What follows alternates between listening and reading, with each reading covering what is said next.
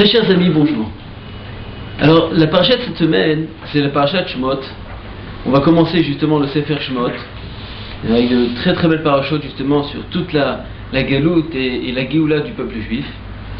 Et voilà que dans le début de la paracha, la Torah nous raconte que Am Israël justement venait de quitter Israël pour aller en Égypte.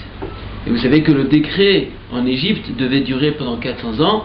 Et voilà que Akadosh Baruch Hu, avec la miséricorde, après 210 ans, quand Am Israël vont comprendre que la seule possibilité de sortir de cet exil, c'est justement implorer à Akadosh Baruch Hu, alors après 210 ans, Akadosh Baruch Hu va entendre les cris d'Israël comme il est marqué Vaishma tza'akatam chez le Béné Israël, et à ce moment-là, Akadosh Baruch Hu a décidé, avec l'intermédiaire de Moshe Rabbeinu, de nous faire sortir d'Égypte. Mais ce qui est impressionnant, on parle de 210 ans. Si on se rappelle un petit peu, la première diaspora du peuple juif, c'était quand? C'était avec Yaakov Avinu. Yaakov Avinu a été obligé de quitter le Père d'Israël et il est parti à Haran, faire chez son oncle Laban. Et pourquoi ça? Tout simplement parce qu'il devait se fuir de Esav, et il avait aussi reçu l'ordre de ses parents d'aller chercher une femme, de se marier à Haran, justement chez la famille de sa mère. Mais ce qui est impressionnant là-bas, c'est que Yaakov Avinu, combien de temps il va rester là-bas à Haran? Il va rester là pendant 21 ans. C'est bizarre. 21 ans, 210 ans. Combien de temps aujourd'hui nous sommes dans notre galoute? 2000 ans d'exil. Combien de temps il nous reste? Morav et Rabotai. Premier raisonnement essentiel. Durant toute la galoute et durant toute l'histoire du peuple juif, vous pouvez vérifier tous les prophètes et tous les prophètes et toute l'histoire du peuple juif dans toute son ampleur. À chaque fois que quand il voulait ramener son peuple à lui, il nous a mis justement dans une pression, que ce soit un peu de souffrance, un peu d'émotion, toujours dans la pression. Et cette pression justement, c'est ça qui va nous faire comprendre que Akadosh Baruch Hu, c'est lui le maître du monde.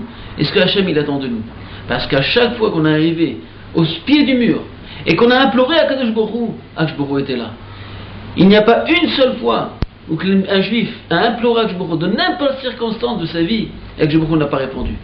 Et voilà qu'Am Israël, 210 ans, et voilà qu'à la fin de ces 210 ans, quand ils vont comprendre que la seule possibilité de sortir de cet exil, c'est justement d'implorer Akadosh Baruch Hu, alors Akadosh Baruch Hu a entendu nos cris et nous a fait sortir d'Égypte.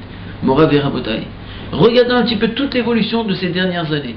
Impressionnant comment toutes les plus grandes puissances du monde sont en train de se briser dans le monde entier, que ce soit les États-Unis, que ce soit n'importe où dans le monde. Tout commence à se détruire, il n'y a plus de force. Tout le Koriv Artemiadi, toute la force qu'on croyait se baser, jusqu'à maintenant on dit ah mais je peux compter sur ça. On est prêt à compter dans n'importe quel sens, on sait où s'appuyer. Et voilà que Baruch Hu, avec le temps, nous montre en vérité qu'on ne peut plus se baser et ni s'appuyer sur aucune force dans le monde entier, uniquement à Kadosh Baruch Hu. Regardez, il n'y a pas longtemps, l'histoire du feu dans le Carmel. Combien de peine on a avec toutes ces personnes qui sont parties. On prie à Kadosh Baruch Hu qui apporte la santé et essaie un petit peu justement de redonner la joie dans toutes ces familles qui ont perdu les proches.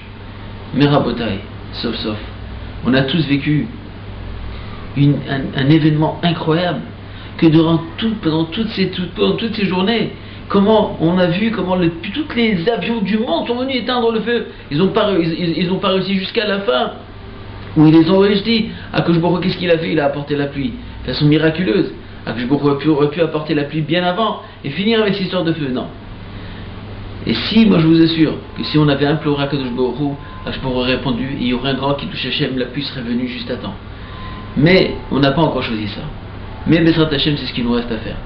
Mais ce que je veux m'attarder sur un deuxième élément extrêmement important de la paracha. Vous savez que dans toutes les parachutes, il y a un des commentaires plus importants dans la Torah, c'est Rashi. Et Rashi, il nous dit ici dans le premier verset de la Torah, un enseignement extrêmement important. Il nous dit comme ça. Il y a marqué Velu Shemot ben Israël Abim Mitraïma et Yaakov Ish ou Beito Baou. Rashi nous dit Afalpi Sheman Am Bechayehem. Rashi pose une question. Ici la Torah va maintenant, Elou Shemot ben Israël va commencer à compter justement encore une fois les ben Israël. Mais on sait que les ben Israël maintenant ils sont morts. Et Rashi pose la question, étant donné que beaucoup déjà, la Torah nous a cité, a mentionné déjà les enfants de Bnei Israël. Alors pourquoi répéter maintenant, même qu'ils sont partis après qu'ils sont morts, répéter encore une fois et les mentionner tous les noms de Bnei Israël? La Torah nous dit, Rashi nous dit,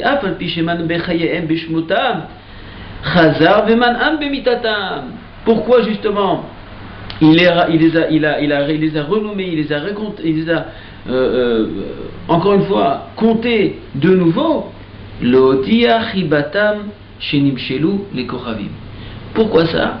Parce que Akadosh Baruch Hu a voulu justement montrer au monde entier la chiba, c'est-à-dire l'amour, l'amitié, l'amour qu'il a pour son peuple, pour le peuple juif, et comment elle s'exprime cet amour. Pourquoi ça? Parce que le peuple juif ressemble aux étoiles. Quel rapport aux étoiles? Qu'est-ce que cette histoire d'étoiles? Pourquoi, si Am Israël ressemble aux étoiles, alors à ce moment-là, c'est pour cela que Akadosh Baruch Hu nous aime. C'est quoi l'histoire des étoiles? Écoutez-moi bien ce que nous disent nos sages. Les Chachamim nous disent, il y a un midrash qui a marqué que d'où ils sont enlevés toutes ces étoiles. Pourquoi je vous crois créer les étoiles? Alors c'est vrai, c'est Bishul les Moadim, c'est pour les Moadim et la lune, etc. Mais en vérité, qu'est-ce qui s'est passé? Il y avait, Akadosh Baruch Hu a créé deux soleils. Ils avaient exactement la même taille. Le soleil et la lune avaient exactement la même taille. Mais voilà que la lune s'est devancée. Et a dit à Akadosh Baruch Hu, mais comment on peut, nous deux, être ici et éclairer le monde? C'est pas possible. Il faut qu'il y en a un de nous deux qui s'efface. Alors Akadosh Baruch Hu lui dit, ah bon, il y en a un de nous deux qui doit s'effacer. Alors je te donne justement, je t'ordonne maintenant de te réduire. Et c'est comme ça que Akadosh Baruch Hu a réduit la lune et l'a rendue toute petite. Et il lui dit, maintenant toi, tu vas éclairer uniquement la nuit. Mais la lune avait très grand chagrin. Qu'est-ce qu'il a fait à Akadosh Baruch Hu? Non seulement ça, il l'a consolé à travers des étoiles. Il lui a dit, bien que je t'ai diminué, je ne vais pas te laisser éclairer toute seule. Je vais te donner justement des étoiles, et chacune des étoiles va être là justement pour t'aider, pour être solidaire à ta lumière, pour éclairer dans le monde pendant la nuit. Moraï Verabotai. Si Rashi nous dit ici que l'amour d'Akadosh Baruch Hu pour Am Israël, l'odiam chibatam, pourquoi? Parce que chez nous les kochavim, parce qu'on ressemble aux étoiles. Ça veut dire quoi qu'on ressemble aux étoiles? Ça veut dire que le peuple juif, pendant toute son histoire, Am Israël, Am Echad, on a une solidarité entre nous qui n'est inouïe devant Akadosh Baruch Hu. L'amour qu'il y a entre nous, quand dans n'importe quelle circonstance les plus dures, les plus difficiles, il faut voir comment chacun est prêt à aider l'autre. Et là, on ne rentre plus dans les calculs. Religieux, pas religieux, chiloni, pas chiloni. On est tous l'un liés à l'autre, justement pour aider, pour sauver justement un de nos frères. Et ça, Rabotai, c'est le secret qui réside justement chez le peuple juif. Et c'est à travers ça qu'Akadosh Baruch Hu nous adore et nous aime. Tout simplement pourquoi? Parce qu'on est solidaire, parce qu'on justement on est capable justement d'aider et justement d'aider notre frère et de nous aider l'un avec l'autre.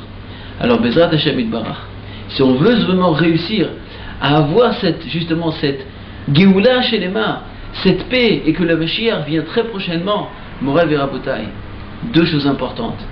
Aimez-vous les uns les autres, ayez proches, essayez de vous aider l'un contre l'autre, et ne pas éviter de parler du Lachon Hara contre l'autre, au contraire, que du Lachon Tov, que des bonnes paroles, que des bonnes bénédictions, bénir l'un de l'autre et donner des belles paroles. Et à travers ça, Bezrat Hashem, en implorant Akadosh Baruch Hu, alors on est très que la Géoula est très proche. Az Hashem Yizakenu Bezrat Hashem, Sheniske la Géoula Ashlema, Amen Keni Ratzon. À bientôt, Shabbat Shalom.